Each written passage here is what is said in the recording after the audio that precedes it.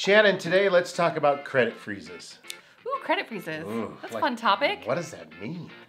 Well, okay, so a lot of times we see people who freeze their credit for a variety of reasons, but mostly it's because somebody's like stolen their identity Right. or they've had some sort of, identity theft of some kind is usually what triggers people to do it. Some people just do it as a preventative measure, which is totally fine.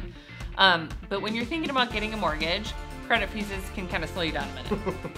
So it's just good to know if you're getting ready to apply for a mortgage or you're thinking about getting into the home loan realm, we need to pull your credit. And if your credit's frozen, we kind of get stuck, basically. So you need to kind of call, get the credit freezes taken care of, and then apply for your loan.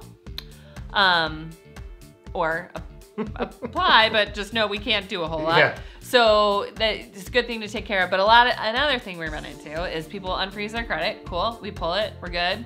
And then they put the freeze back on, because usually they go for a period of time, like 5-10 days, something like that.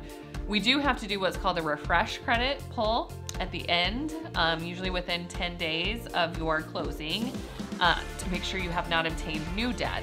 So just prepare yourself that if you refreeze your credit, you're gonna have to unfreeze it and refreeze it again. It can be a little bit tedious, but it's just good information to have. We're not saying don't freeze your credit if your identity's been stolen, just something to be aware of, that you'll have to unfreeze it maybe multiple times for a mortgage. Yeah, we just have to kind of work through the whole credit freeze stuff. So yeah. Usually we find out because we don't know anything about it, and we forget to ask about it on the, just because there's lots of stuff we're asking on when we first meet with you, and then we pull credit and it's like frozen, and you're like, oh yeah, and then usually you remember and say, oh yeah, I forgot to do that. So again, just like Shannon said, just kind of try to think about it, unfreeze it. A lot of times you can just keep it open or unfrozen for that 30 to 45 days and then lock it when we're done. Or you can close it like she said. But yeah, it takes a few days sometimes to unfreeze your credit with all 3 bureaus. So just something to plan for ahead of time.